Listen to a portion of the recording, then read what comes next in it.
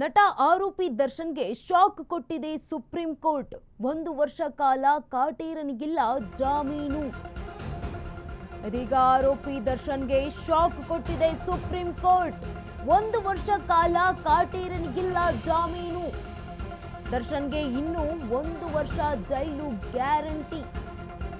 ಜೈಲಲ್ಲೇ ದಸರಾ, ದೀಪಾವಳಿ, ಗಣೇಶ ಹಬ್ಬ ಎಲ್ಲ ಮಾಡಬೇಕು. ಜೈಲಿನಲ್ಲಿಯೇ ಸಂಕ್ರಾಂತಿ, ಯುಗಾದಿಯನ್ನು ಕೂಡ ದರ್ಶನ್ ಆಚರಿಸಬೇಕು. ದರ್ಶನ್ಗೆ ಶಾಕ್ ಕೊಟ್ಟಿದೆ ಸುಪ್ರೀಂ ಕೋರ್ಟ್. 1 ವರ್ಷ ಕಾಲ ಕಾಟೇರನಿಗೆ ಯಾವುದೇ ಜಾಮೀನು ಸಿಗಲ್ಲ. ದರ್ಶನ್ಗೆ ಇನ್ನೂ 1 ವರ್ಷ ಜೈಲೇ ಫಿಕ್ಸ್. ಜೈಲಲ್ಲೇ ದಸರಾ, ದೀಪಾವಳಿ, ಗಣೇಶ ಎಲ್ಲ ಹಬ್ಬನೂ ಮಾಡಬೇಕು. ಜೊತೆಗೆ ಸಂಕ್ರಾಂತಿನೂ ಆಚರಿಸಬೇಕು, ಯುಗಾದಿ ಹಬ್ಬನೂ ಆಚರಿಸಬೇಕು. ನಟ ದರ್ಶನ್ಗೆ ಇದೀಗ ಸುಪ್ರೀಂ ಕೋರ್ಟ್ ದೊಡ್ಡ ಶಾಕ್ ಕೊಟ್ಟಿದೆ. 1 ವರ್ಷ ದರ್ಶನ್ಗೆ ಜಾಮೀನು ಸಿಗಲ್ಲ. ರೇಣುಕಾಸ್ವಾಮಿ ಕೊಲೆ ಪ್ರಕರಣದ A2 ಆರೋಪಿಯಾಗಿದ್ದಾರೆ ನಟ ದರ್ಶನ್. ಇದೀಗ ಜೈಲಲ್ಲೇ ಎಲ್ಲ ಹಬ್ಬನೂ ಮಾಡಬೇಕು. ಜೈಲಿನಲ್ಲಿಯೇ ಸಂಕ್ರಾಂತಿ, ಯುಗಾದಿ, ಗಣೇಶ, ದಸರಾ ಎಲ್ಲ ಹಬ್ಬಗಳನ್ನ ಜೈಲಿನಲ್ಲಿಯೇ ಕುಳಿತುಕೊಂಡು ಜೈಲಿನಲ್ಲಿಯೇ ಮಾಡಬೇಕು. ಇದು ದರ್ಶನ್ಗೆ ಸುಪ್ರೀಂ ಕೋರ್ಟ್ ಕೊಟ್ಟಿರುವಂತಹ ದೊಡ್ಡ ಶಾಕ್. ಇನ್ನು 1 ವರ್ಷ ಕಾಲ ಯಾವುದೇ ರೀತಿಯಾಗಿ ಜಾಮೀನು ಸಿಗಲ್ಲ. 1 ವರ್ಷ ಜೈಲೇ ಫಿಕ್ಸ್ ಆಗಿದೆ. ಜೈಲಿನಲ್ಲಿಯೇ ದರ್ಶನ್ ಕಾಲ ಕಳೆಯಬೇಕು 1 ವರ್ಷಗಳ ಕಾಲ.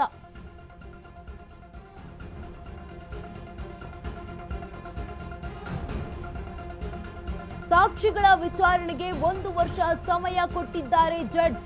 1 ವರ್ಷದಲ್ಲಿ ವಿಚಾರಣೆ ಮುಗಿಯದಿದ್ರೆ ಜಾಮೀನಿಗೆ ಅರ್ಜಿ ಹಾಕಿ. 1 ವರ್ಷ ಕಾಲ ದರ್ಶನ್ಗೆ ಸಿಗೋದಿಲ್ಲ ಯಾವುದೇ ಜಾಮೀನು.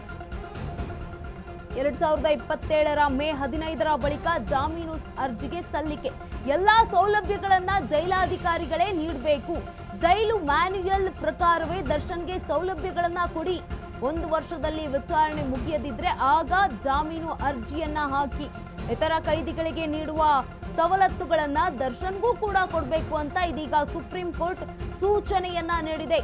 ಸಾಕ್ಷಿಗಳ ವಿಚಾರಣೆಗೆ 1 ವರ್ಷ ಸಮಯ ಕೊಟ್ಟಿದ್ದಾರೆ ಸುಪ್ರೀಂ ಕೋರ್ಟ್ನ ಜಡ್ಜ್. 1 ವರ್ಷದಲ್ಲಿ ವಿಚಾರಣೆ ಮುಗಿಯದಿದ್ರೆ ಆಗ ಜಾಮೀನು ಅರ್ಜಿ ಸಲ್ಲಿಕೆ ಮಾಡಬಹುದು. 1 ವರ್ಷಗಳ ಕಾಲ ನಟ ದರ್ಶನ್ಗೆ, ರೇಣುಕಾಸ್ವಾಮಿ ಕೊಲೆ ಪ್ರಕರಣದ ಪ್ರಮುಖ ಆರೋಪಿಯಾಗಿರುವಂತಹ ದರ್ಶನ್ಗೆ ಯಾವುದೇ ಒಂದು ಜಾಮೀನು ಸಿಗೋದಿಲ್ಲ. ಎಲ್ಲಾ ಸೌಲಭ್ಯಗಳನ್ನ ಕೊಡಿ. ಏನು ಇತರ ಜೈಲಲ್ಲಿರುವಂತಹ ಕೈದಿಗಳಿಗೆ ಏನು ಸೌಲಭ್ಯವನ್ನ ಕೊಡ್ತಿದ್ದೀರೋ ಅದೇ ಸೌಲಭ್ಯವನ್ನ ಕೊಡಿ ಅಂತ ಈಗ ಸುಪ್ರೀಂ ಕೋರ್ಟ್ ಮಾಹಿತಿಯನ್ನ ಆದೇಶವನ್ನ ನೀಡಿರುವಂತದ್ದು. ಸಾಕ್ಷಿಗಳ ವಿಚಾರಣೆಗೆ 1 ವರ್ಷ ಸಮಯ ಕೊಟ್ಟಿದ್ದಾರೆ ಸುಪ್ರೀಂ ಕೋರ್ಟ್ನ ಜಡ್ಜ್.